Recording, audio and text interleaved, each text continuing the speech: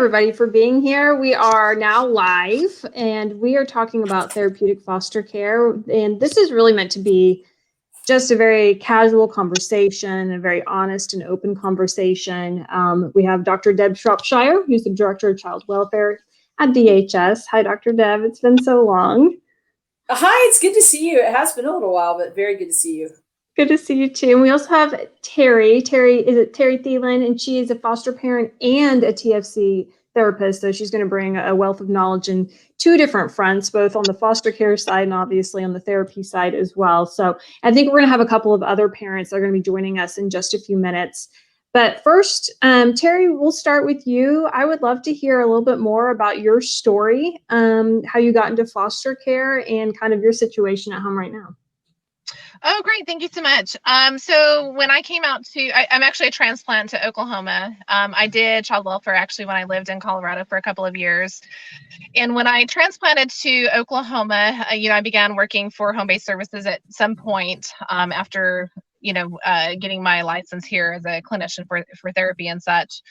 And there was such a strong need for homes, and just foster care in general with such a deficit in our area where kids are constantly needing assistance. And so when I talked to Diane about becoming a foster home, she said, yes, you definitely can do that. And we're going to support you in that. And so that started kind of that journey of just recognizing that there's such a need for homes and safe places for kids that are struggling and need a place to live.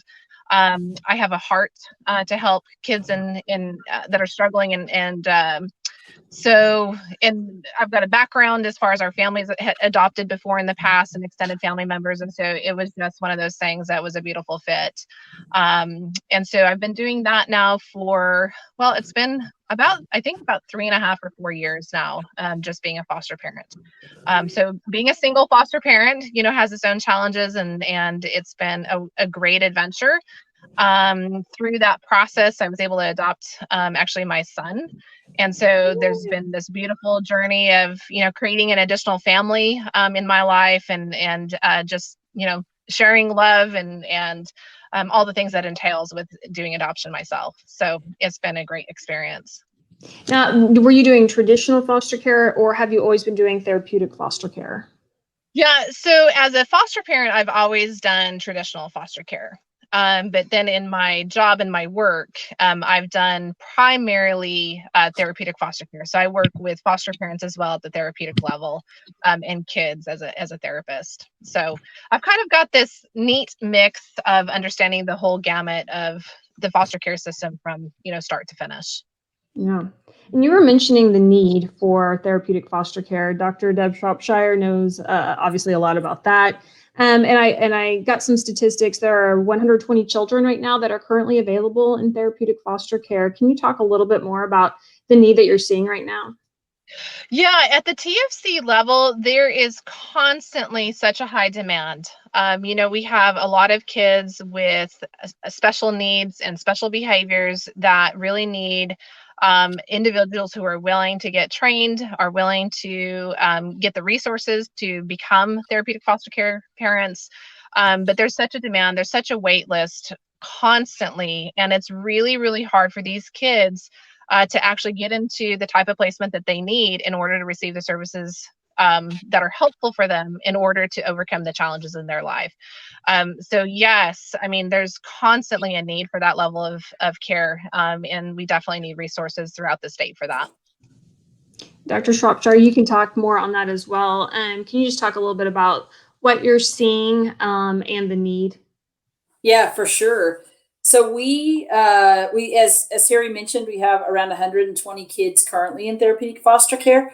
What I'd say is we could double that today and use that capacity immediately. We know that there are at least it's not an enormous number of kids, but at least 200 or 300 kids, maybe a little bit more, for whom a traditional foster home with sort of traditional whatever community supports that you have, as far as do you have a doctor, do you have a therapist, etc.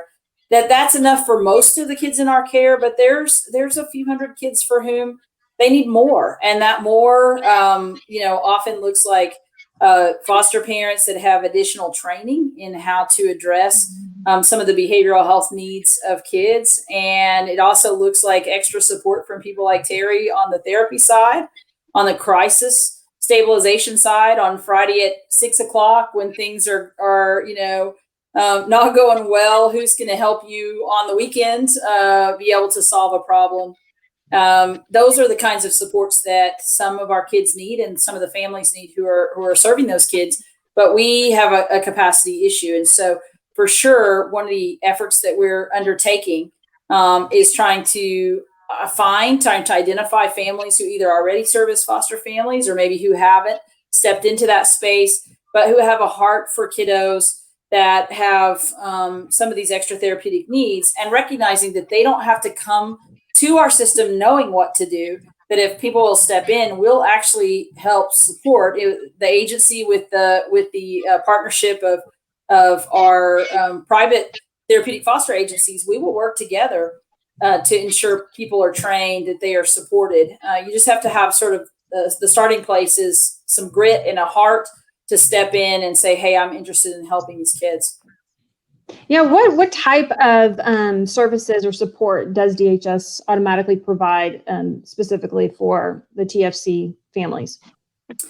So we contract with a number of different private agencies to help support these families, both from a standpoint of, all different kinds of ways, actually. And Terri, you may be able to speak to some of that a little bit more, but the agencies help with recruiting, with training, with supporting, and then with the therapeutic needs of the families.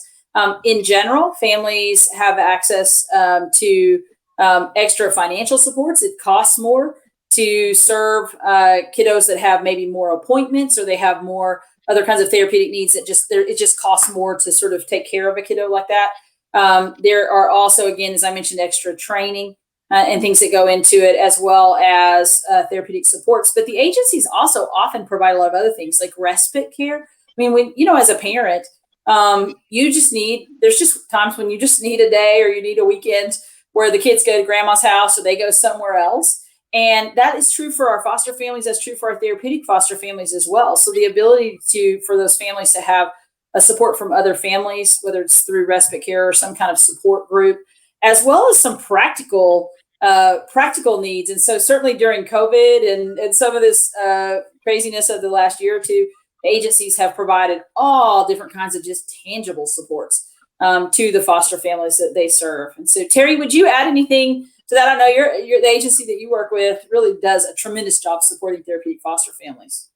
Yeah, thank you. I think that as a whole, most of the agencies at the TFC level really try to support foster families as best as they can, in as many ways as they can. It really does take this attitude of whatever it takes to maintain placement. Just because, we all know that the more times kids move in placement, the harder it is, and the less progress kids make and the more trauma that occurs. And so I think the therapeutic component is a very strong support for families. We're meeting on a weekly basis with the family or with the child to help address behavioral needs and emotional needs of the kids, providing support to the foster family through respite and through support groups within each of the agencies and within the foster parent group, I think is invaluable. I think you highlighted the financial the financial end as well, where those type of kids do require it is very much like a job. It's not just taking care of kids, but it's definitely you're acting as a treatment parent in helping provide services for kids with behavioral needs, and you're addressing those as a treatment parent. So and it can range. I've seen our agency actually help with just with clothing, for example, at times.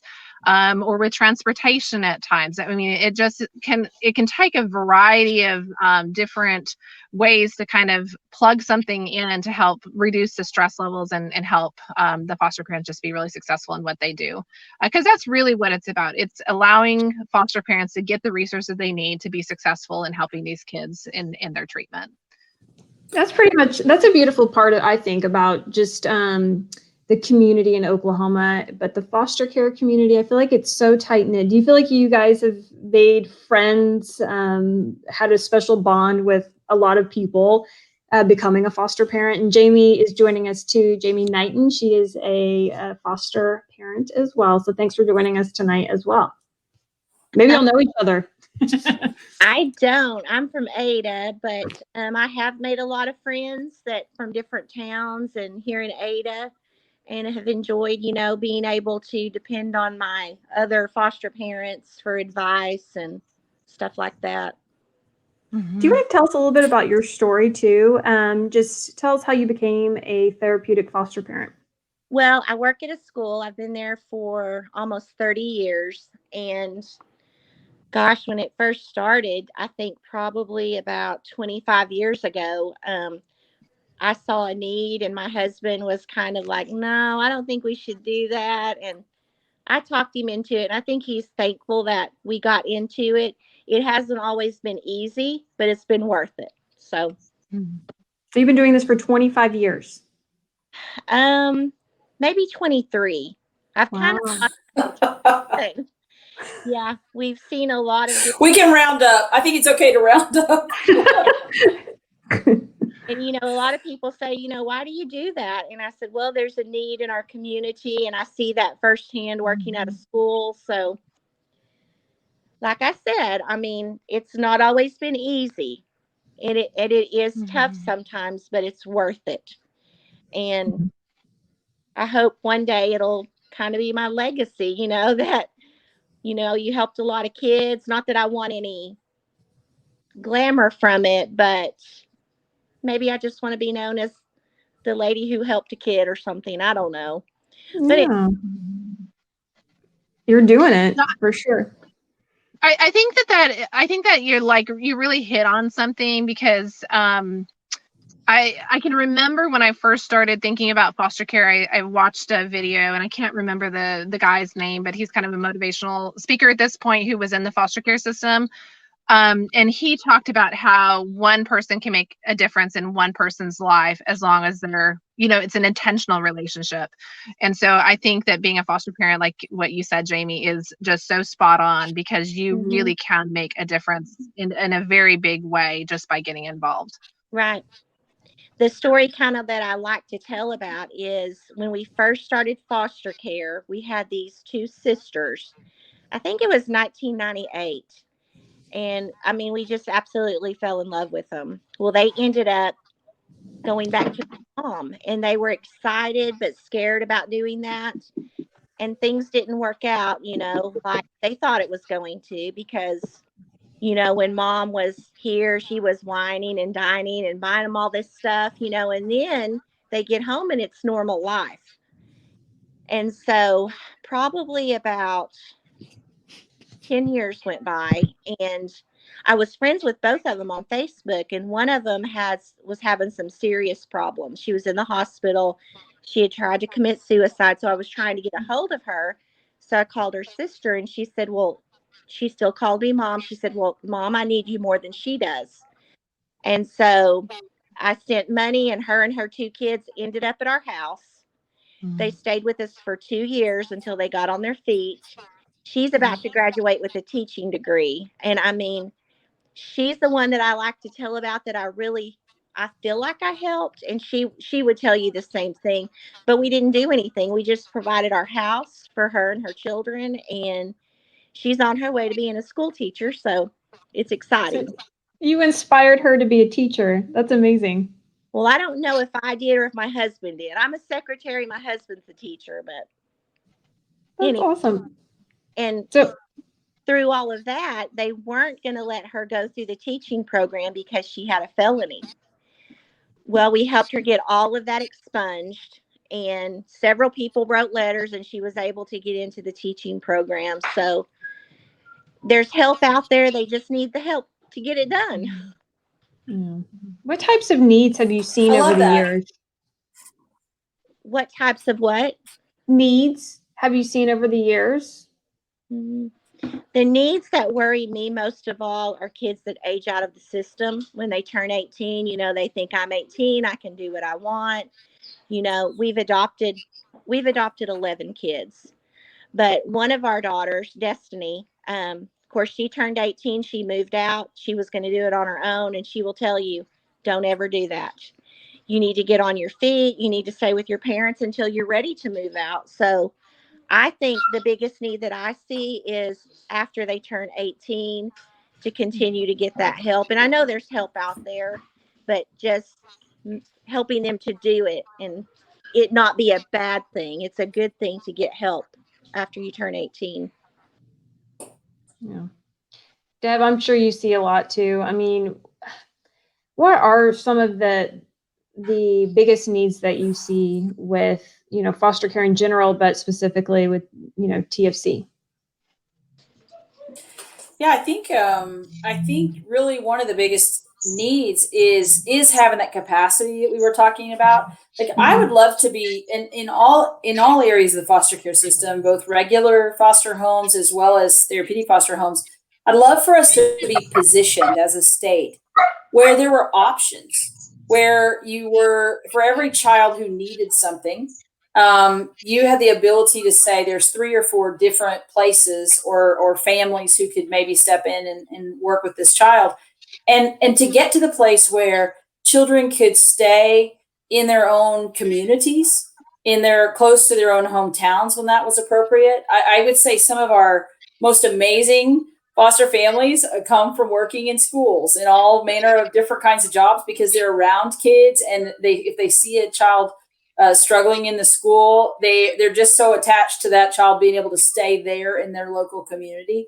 And that really only happens well whenever you have enough capacity to be able to make choices about what sort of the right fit or the best fit for a particular child and for a particular family. And not only does being in that kind of position serve kids well, it actually would serve our foster families well too, because it would allow space for people to take a break, to have help, like to partner up and kind of have help with each other, and those kinds of things. And so I think that has to be, as a state, that has to be our goal. Is not that we will. Right now, we don't have enough families in this therapeutic foster care space. But even if we had enough, what I would say is we actually need more than enough to really be able to serve kids and families the way that we want to. It's totally possible. I mean, we've, in the regular kind of traditional foster care space over the last 5 or 6 years, been one of the top 5 states in the country around recruiting the number of foster homes that we need. Doesn't mean we don't continue to always need foster homes, because there are families that need to step out for some reason, or that maybe wind up adopting or doing other things in life that cause them to stop doing that. So we're always replenishing that. But we've been in the top 5 in the country in terms of recruiting regular traditional foster homes. And so it is totally possible. Our state knows how to do it. We need to take that same sort of can-do attitude and work and do the same in this therapeutic foster space and build the same capacity. And the good news is we don't need as many homes as we do across our entire foster system, but we do need, I said 100 homes today would completely change the way I sleep at night, because one of the hardest burdens I think that we carry as a child welfare leadership and as a child welfare system is having children in our responsibility that we don't feel like we quite can serve close to their community, close to their family, where we think would be the best. So that's the burden that we carry, and that's what we fight for, is enough capacity to where we can always have the best for our kids. Do you feel like the rural community? Oh, sorry. Go ahead. Deb, I really like how you said that, because that is so true. It's so hard to get kids back with their families when there's such a geographical barrier in making sure that we have family therapy, or making sure that we have consistent routine, visits even on a weekly basis, if that was possible. And a lot of that is because we don't have the capacity, because there's not enough foster parents in neighboring counties or in the same county. And so our kids get spread out all over the place as a result of that, just because we don't have enough treatment parents. So I'm really glad that you highlighted that. We have a question from Shannon Boyd on social media, and she asks, what kind of hard reality would you tell someone who is thinking of being a TFC parent? So getting real with it. Jami? I was going to say Jamie's the person to answer that one. Will you repeat the question? So what kind of hard reality would you tell someone who is thinking of being a TFC parent? Hard reality. What I mostly tell people that I think might be interested in therapeutic foster care is it is tough. It's not easy. It's worth it. But my main thing is you have to be patient and you have to pick your battles. And a lot of times parents choose lying as a really big deal. But there's a reason the child is lying. I mean, we've got to get through those. There's so many things we've got to work through. To me, lying is just a little thing. But you just have to pick your battles. And I don't know. I don't know if that's the right answer or not, but that's what I tell people when I talk to them. Yeah, I think Jami, you're bringing up a really great point, and that is the kind of folks who do really well in foster care, and I would say especially in therapeutic foster care, are people who have a lot of willingness to be flexible, Right. and to kind of understand that the experience of the kiddos who are coming into their home is not the same experience as maybe their own family or their own children have had. And so like being curious, being flexible, and also being curious about if there's a child or a youth who is exhibiting some, behaviors that like your own kids don't do, or your kids know what the rules are and these kids are sort of acting differently. Recognizing that there, I think I heard you say that there's a reason behind that, and being curious about that reason, Right. and learning and understanding the impact of trauma, of like experiences, and not just sort of trauma as to whatever maybe happened when you were little, but even just being in the child welfare system and potentially in different places. I mean, can you imagine as a child, like you're in, somebody's home, and then maybe you're in this different place, and there is just this instability and lack of control that these kiddos have, that for the most part, most of us have not ever experienced. And so sort of being willing to be curious, to be flexible. I heard a teenager say one time, she'd been in 8 different foster homes, this particular teenager, and she said she learned how to fold the towels 8 different ways. And that's the kind of thing that like we don't think about, because there's like a right way. I have a right way that I fold the towels in my house. My husband does not do it right. Right? I have the way that you're supposed to do it. But to a child who may be in different places, like even just little things like that, like what do we eat as a family? What time? Is it rigid? Do you sit in front of the TV or at the dining room table? All those little subtle rules that as families we develop, these kids are stepping into and may have very, very different sort of context for, and it's really unsettling. And so being willing to be flexible and to recognize that kiddos may exhibit certainly some behaviors that are sort of different than what your own kiddos do is important. Now, the flip side of that is a lot of kiddos who are in therapeutic foster care are school-age kids or even teenagers.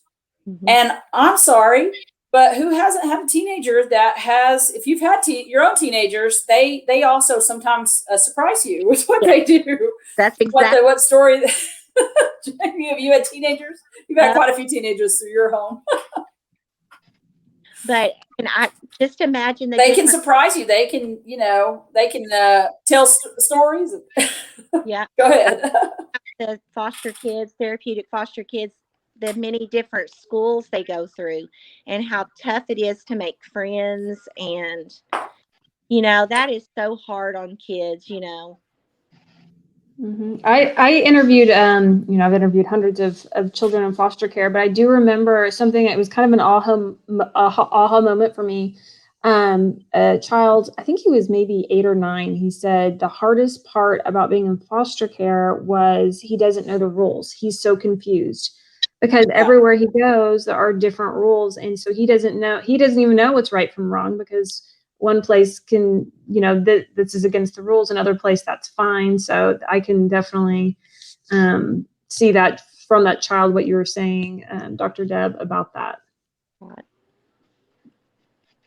I think, Shannon is asking a really good question of what kind of hard reality would you tell somebody? You could ask probably 10 different foster families and you get 10 different stories of what was hard for them. There's no question that the kinds of life experiences that kiddos who step into therapeutic foster care, the kind of life experiences they've had have often cause them to adapt in ways that sometimes can be really trying. And so we may have kids who are everything from behind in school. Jami mentioned the school challenges, could be behind in school, could be kiddos who don't know how to communicate as well. Many children who are in in foster care in general, actually, and then especially in therapeutic foster care, may not have as their speech may not have been as developed, their communication skills may not have been as developed as other kids do. And so sometimes kids can actually be kind of underestimated as far as their learning abilities or things like that. We'll frequently have kids that are a grade or two behind their peers of their own age. And that's often because they're unstable. Their living conditions maybe have been unstable. But the challenge with that is then if you're a 12-year-old and you're in a class with kiddos who are a year or two younger than you can imagine that creates a lot of challenges sometimes. So that's a common issue. Jami mentioned kiddos who may have trouble with lying. We will see also kiddos who have trouble with things like food insecurity. And so I've taken care of a number of kids over the years who really struggle to figure out whether they were safe from a standpoint of having an adequate amount of food. So we've done all kinds of stuff, all kinds of creative stuff, like, making sure people there's food that's available sort of all the time. And I've had kiddos I've taken care of who've been 3 a.m, they're up kind of trolling around in the kitchen because food insecurity was such a part of their early life that even in a house where there's adequate food or adequate safety, there still are just these needs that kind of are still there. And so those are some, I would say, common kinds of things. Terri, you may have some other thoughts on that idea of like some common kind of behaviors that maybe you would see in kiddos who land in therapeutic foster care. Yeah, I think that there's so many different issues, and each child kind of has their own, special mix that they bring with them just because of the hard places that they've come from. But I think, sometimes the kids who maybe have a hard time regulating around sleep, because they've never had any type of structure, they've never had any type of schedule, they've, been up to all hours because maybe mom and dad are up to all hours, and that kind of thing can be really challenging at times in getting that figured out. I think the other piece as well is maybe kids who don't know how to manage themselves, either within their body or with, just regulate their emotions, because they've been exposed to so many scary things that trauma has really impacted them in a way that makes their reactions difficult, or knowing how to interpret other people's emotions. So, we kind of can figure out, okay, somebody's upset, that's what this means, and this is what they're going to do. But when they have that trauma lens, they interpret their world 100% differently than, kind of the average experience. And so, a foster parent can just be, frustrated, and they think that something bad or terrible is going to happen. And so they can have some big reactions as a result of the fear and the underlying stress from their own history.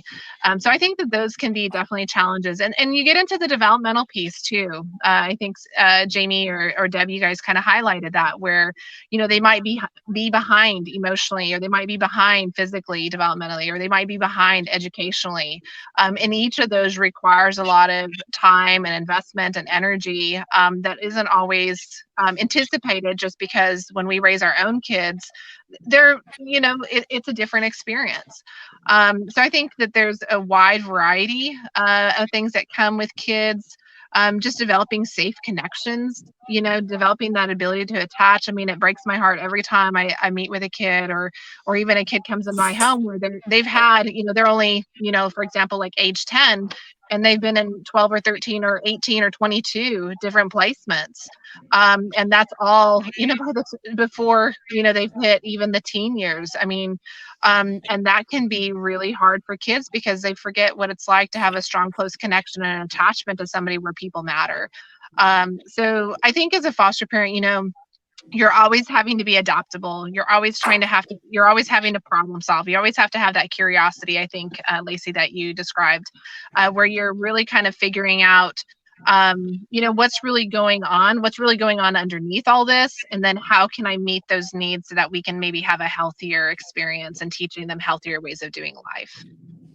Yeah, how do you help them cope? I'm very curious, like if they are having, let's say, a breakdown, are there methods that you use, like as a counselor or therapist, to help them that maybe, the average parent wouldn't know or hadn't thought of before?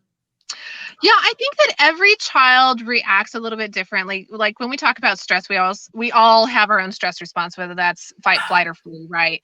And so a lot of times it's just trying to figure out, okay, what is the child's response? And then how do we help them learn something? Like what kind of relaxers can we teach them? Can we teach them something through meditation? Can we teach them something through, deep breathing? Can we teach them something through, taking time away? I mean, there's lots of different things that you can do. But a lot of times I think for parents, they try something and they say it doesn't work. And so we're just going to stop trying. But the reality is that kids learn through experiences. And so we have to continue to help develop good, healthy experiences in order for them to slowly transform those behaviors. And so it's about consistency. It's about continuing to practice different things. It's continuing to help teach them on a daily basis how to handle those emotions and identify those feelings and really have a safe place to express them in a way that's different than maybe, becoming angry or enraged. So it takes time. It's not an instant process. It's not a microwave experience. Like it is a commitment that really is a lasting transformative change. So. And those are some of the support tools that is provided through DHS, right? When we're talking about that counseling experience, those are some of the helpful, tips or tools that the parents would get, right? Yeah. So in the state of Oklahoma, each agency that has therapeutic foster homes provide therapy services. So yes, that's definitely a service that's offered to the families and to the children that are in their care. We do have a question from Derek Duncan, who asks, what qualifies a child for TFC placement? Yeah, so that's a great question. So as soon as we have a child who's in foster care, who's showing some significant behavioral health needs, that may need some of those extra supports for a family to be able to serve that child, then therapeutic foster care is considered. We actually have kind of a couple of step process. So on the child welfare side, the DHS side, if we identify here's a child that maybe they've moved around to a few homes because they're having some behavioral challenges, or maybe even the family they're with is saying, hey, this is more than I think I'm equipped to take care of, then we might gather up information we have about that child and their behaviors and say, yes, we think this child's actually going to need a therapeutic home. Once we do that, then the therapist for the therapeutic foster care agency actually also does some assessment. And so Terri may have some more information to add to that, but they also do an assessment, a clinical assessment of that child, because really we are talking about children who do have often some sort of behavioral health needs. So they're going to assess, and then that process allows us to kind of confirm that we've made the right choice to meet that child's needs. Terri, did you want to add anything to that? Yeah. So after a child is approved for TFC services and they're placed into a home, we do, as a therapist, we do routine assessments every 90 days. If not, sometimes it can be a little bit longer, but usually every 90 days at a minimum to qualify them for ongoing services. And that is a variety of things, anywhere from like behaviors and acting out type experiences, interactions socially, school issues, so the mental health component and behavioral issues that would qualify them for TFC. And that's an ongoing process. It's definitely a partnership with the family. It's definitely a partnership within the greater community in assessing their needs and establishing whether they continue to meet criteria. And ultimately the goal is for these kids to receive treatment and get better so that they can be stepped down into a lower level of care. It's really designed to meet the kids where they're at and help them become healthier individuals. So it's an ongoing conversation and treatment process. Yeah, and if you think about it, if you think about it, like these kids are headed somewhere, right? They're either ideally headed back home to be with their natural families as their natural families work through whatever challenges cause their child to be in foster care in the first place, or they're headed, for some children who are in our custody, unfortunately, the rights of their natural parents have already been terminated. And those are children then that we need to, in a sense, develop or construct a new family for, because we believe every child and youth needs a family. They need a family. And so these kids they're headed somewhere, back home or potentially to a new family. And therapeutic foster care can actually be an incredibly important sort of place to learn the kinds of skills to kind of get the therapeutic treatment you need, and to learn the kinds of skills you're going to need to be able to be successful, whether that is back home or whether that was with your new family. I mean, one thing that we do ask our foster families to do, including our therapeutic foster families to do, is to work with natural parents. If the plan is for children to go home, to really work that direction. And we know that not only the kids need skill building, but sometimes the parents also need skill building around, how do I manage behavior when this kid won't do whatever it is I want them to do? Just like all parents, we all need that. But for kiddos who especially have had a lot of instability, a lot of trauma in their lives, the level of skill you need is more. And so I look at therapeutic foster care and actually foster care in general, I think, is a super important step in the journey of this child towards what we would call permanency, or a permanent family. Again, hopefully back home, but if not back home, into a future family. And so people who step into something like therapeutic foster care, you got to understand, like, you're investing not just in the present, in having a child, to be able to be stable within the present foster care system. It's an investment into the future. And we heard that, Jami, from you when you were telling the story about now someone that you invested in for over a longer period of time in a couple of different ways, who's now going to be a teacher, they're a mom, etc.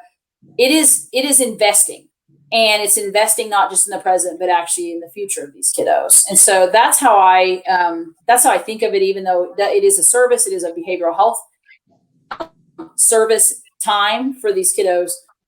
It's also, without therapeutic foster care, it's very hard for us to help these kids take the next step towards permanent family. How have you guys seen, Jami and Terri and Deb too, but how have you guys seen the children that you've had in your placement grow and progress, once they were able to have some of that stability? Oh, I think that the idea or the ability to establish permanency for kids changes everything. For a lot of these kids, whether it's going back with their own biological family members or whether it's gaining an adopted placement, it's transformative. They move from insecurity and the unknown to, feeling like they belong. It's, if we talk about clinical terms, we're talking about Maslow's hierarchy, right? As far as like, just, they have their basic needs met, but now there's that sense of belonging. Now there's that sense of I'm loved. Now there's that sense of I have family again. So permanency is extremely critical. And I think probably one of the most rewarding pieces, not just as a foster parent, but as a clinician, is seeing kids move from a really unhealthy place or a really hard place where they don't know how to do life. They don't know how to do relationships.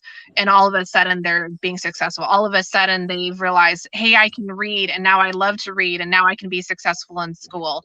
They realize, like, hey, I can make friends, and what I used to do as far as, maybe being hurtful or, having poor social skills that created hardship and having friends that really like them. Now I have all these friends and I can go to a birthday party and have fun together.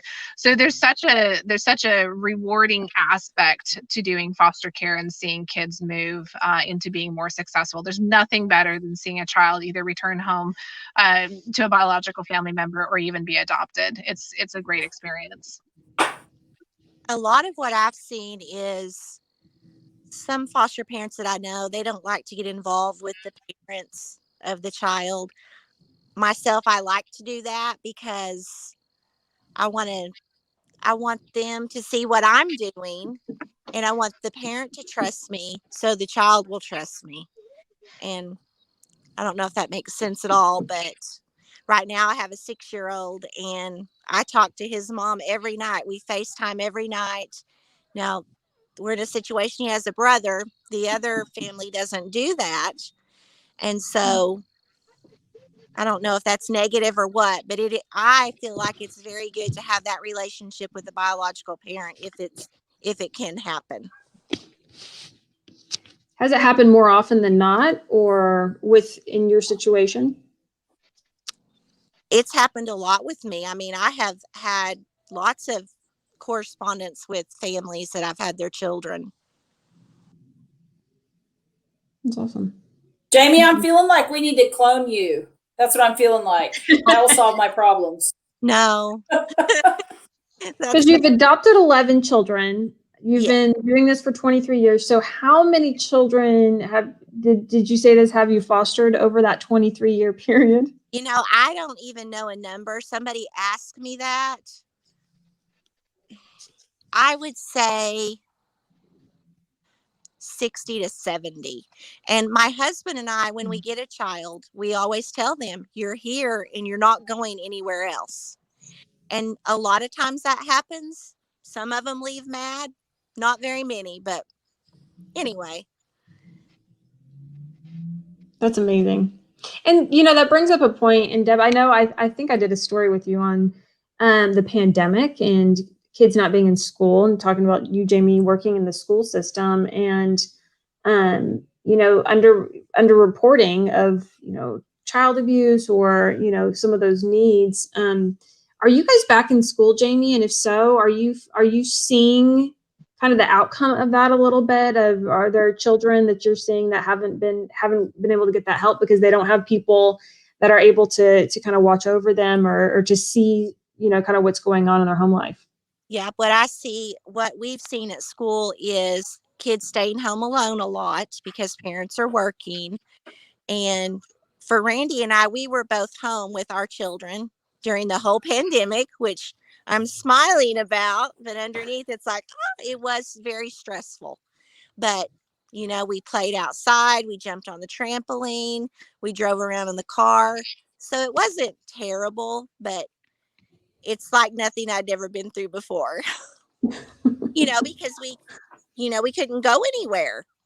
And so we watched a lot of Netflix, but at school, yes, I some of the kids struggle because, they weren't at school, and, we all thought that, we could Zoom with our kids and it would all be all right. Well, you see stuff on Zoom that you really don't want to see, but it was okay. It wasn't horrible. Terri, have you seen I do anything? think. Go ahead. Yeah.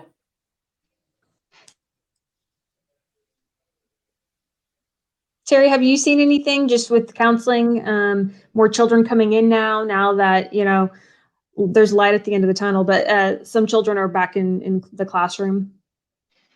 Yeah, I think that throughout the state of Oklahoma, every county and every school has been a little bit different. That's just been my experience. There's some areas in Oklahoma where it was 100% shut down and kids did, home distance learning full time all the time for a really long time.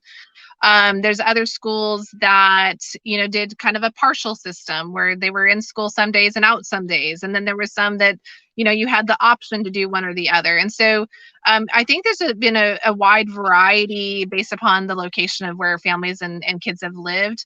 I do know, the pandemic was really hard on everybody. It was hard on the kids to lose their social relationships, or to go from, having kind of a consistent structured environment with school to, like, all of a sudden now I'm home, but I'm also, in school at home. And the same thing for parents, where it was, now I'm no longer just parenting, but now I'm working, parenting, and teaching. So it was quite the stressful event for everybody involved. And thank God, most of us have hopefully gotten through most of it this year, because I'm sure we're all extremely happy to finally see May here and hopefully kids back to normal a little bit. But yeah, I mean, and those stressors across the board, really shifted things for, families that had a tough time where maybe those stressors were too much. And so there was higher rates of, possible abuse and neglect that brought more kids into care. There were stressors on foster families because now all of a sudden we have huge numbers that are needing a place to stay. And so they were taking extra kids and helping out in any way they can on a short-term basis, a long-term basis, while things were kind of shifted around, just trying to find an extra placement for somebody. So it was an incredibly stressful time. And that definitely trickles down to the children too, because they feel that stress as well, and they don't have the same understanding as an adult as to what's going on and why things are going on. So it was a tough time for everybody, for sure. Deb, what have you seen too? I mean, I know things have changed a lot when it comes to DHS and foster care, and when we're talking about adoptions, and there's adoptions going on with Zoom, but and also visitation has changed for the biological parents and everything. So I know you can talk more about that part. Yeah, so I think a couple of big things. One is we know that things being kind of shut down and some schools being shut down and just general society slowing way down. It did create, I think, challenges in a lot of different ways. I know it created extra stress on everybody's own families, but also on foster families, as you're hearing. We also, I think, one of the things that we're going to have to continue to work through is the slowdown in availability of services, of court hearings, of, as you said, visits with siblings, visits with parents. We pivoted very quickly and really tried to preserve as much of that as we could via, video calls or things like that. And that works pretty well in some situations, and in other situations it was harder to do. Certainly with young children who it's hard for them to engage on FaceTime or something like that. It was harder for some siblings or parents and children who maybe have been separated. Maybe they were used to seeing each other once a month. Actually, pivoting to video calls gave some of those families more contact with each other. So it was kind of just depended on the situation as to whether things, in a sense, were better or worse. We did learn some lessons we want to carry forward. So even though we are 100% committed to the value of face-to-face interactions, whether it's with your family members or with your caseworker or your therapist, there is also something to be said for having virtual visits as kind of an extra support. And so I think we will actually use hybrid ways of doing meetings, of doing visits and things like that in the future. I hope we never have to go back to being quite as locked down as we were a year ago. But the idea that maybe I could visit with my mom, however regularly often, but I could talk to her every night on the phone, or I could see her in a video every single day or something like that is really awesome. We also, I think, as an agency, the Department of Human Services was very interested in how do we help serve families who may be struggling kind of silently. And you sort of talked about that a little bit with schools closed, like some of the sort of safety nets in society that watch out for kids or watch out for families who may be struggling weren't kind of there or able to be in the same place that they would have been in previous years.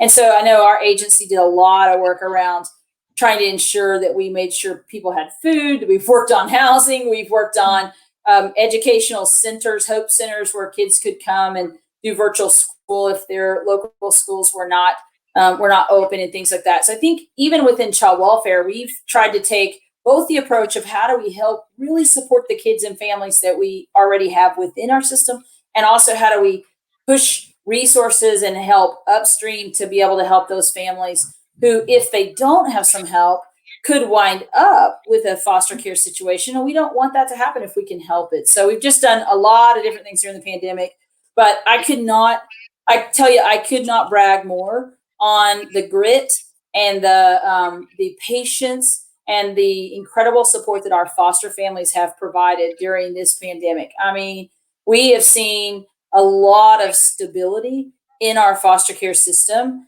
even during all of this hardship. And we've done what we could to support those families. But I'm telling you, I'm amazed. I've also been amazed that we continue to recruit new foster families, and that people in the middle of all this have basically are like, yeah, I have time to do something else completely new, but they've stepped into it, and I'm thankful for it. What I'll also say is, fortunately, it feels like we're starting to turn the corner on this, and life is starting to feel a little bit more normal. And we still need your help, especially for families who have a heart for these kiddos that have sort of extra behavioral health needs. I would say that's also true for families that have a heart for kids that have extra developmental needs or extra medical needs. We haven't talked about that very much, but honestly, all three of those special needs that kiddos have, we definitely are interested in partnering with families who might step in and say, I'd be willing to help with that. Okay. As we kind of end this, I would love to hear kind of final thoughts about the positive impact that being a foster parent has had, specifically with the therapeutic foster care, and what advice you would have for people that might be on the fence, not sure if they should do that, or maybe a little bit afraid to take that next step. I say take the step and do it. It's worth it. It's been worth it. Be like Jami. Be like Jami. I think I would say, I mean, because I'm going to talk, kind of from not just my own foster care experience, but also from working with, new TFC parents as well, is that, it can be really scary initially. You walk into it and you get the training, and, you have a lot of training. And so you have lots of information and tools to use. But even with that, like when you get a child into your home, there's just all kinds of new things that you never thought about, you never imagined, you never, planned for. And so it can be sometimes overwhelming and scary, and you feel like maybe you're not doing it right, or you are doing it right, and you don't know if you should ask for help. There's such a gamut of emotions and thoughts that go through your head. And I would say stick with it, because the more you stick with it, the better you get at it. The better you get at it, the more successful you are. The more successful you are, the more lives you change. And so that's probably like the biggest advice that I would give, is that the parents that I have worked with that are the most successful are the ones that are really committed. They're committed to getting help when they feel like they don't know what they're doing. They're committed to being there for those kids, even though it can be hard and it can be challenging and it can be, just exhausting at times, but they're committed, and it changes everything for everybody. I would also like to say that being a therapeutic foster parent, I have the extra help that I need through my therapist. I can pick up the phone. I don't care if it's 3:00 in the morning. They're always there to help me and to give me advice. So it's really helpful for the therapist and my agency that I work for to have that support and friendship even, Yeah. Deb, would you say anything else? I would say,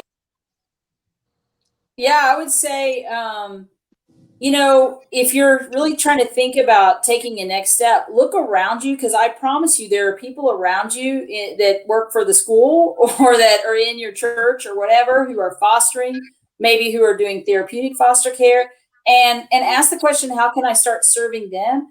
These agencies all do have, are interested in having families that serve as respite care providers, or families who may step in and do other kinds of support things. And so I think there's a way to take a step that gets you kind of in and around the space of foster care and of therapeutic foster care, where you can both help another family. I mean, I sort of laugh and say this is a full contact sport. Foster care is, and it takes a team. It does. And so come alongside another family who's doing it, and in the process, what you'll figure out is this a space you should step into, and you may learn quite a lot along the way about how to really do it well. So what are the next steps? If somebody's watching this tonight and they're like, I want to take the next step, who do they contact, and what should they do? Yeah, so they can go to Be a Neighbor, and they'll be able to find a therapeutic foster care link there. They can also go to OK Fosters, and so a couple of different locations, web locations, that they can go that'll help connect them with the agencies that specifically serve in that therapeutic foster care space. Yeah. And there's a toll-free number, I know, and then there's also the digital application where they can kind of get that process started. And it takes a while. That's what people also need to know. It's not an overnight process. I think we want it to take a while because, you sort of need to figure us out and we sort of need to figure you out. It's probably a good thing if you sign up today and I just showed up at your door tomorrow with a kiddo who needed help, that might not be the best. And so, so it does take a little while. It's actually mostly because we want to ensure that families are ready to take this step and also that they're equipped for it. Mm-hmm. Thank you guys so much for everything you do for children in our state. I really appreciate it. I'm in awe. And I think we're done. So we'll stop the party, but make sure you guys go and check out Oklahoma Fosters or Be a Neighbor for more information if you are interested in taking that next step in therapeutic foster care or traditional foster care as well. Thank you guys so much.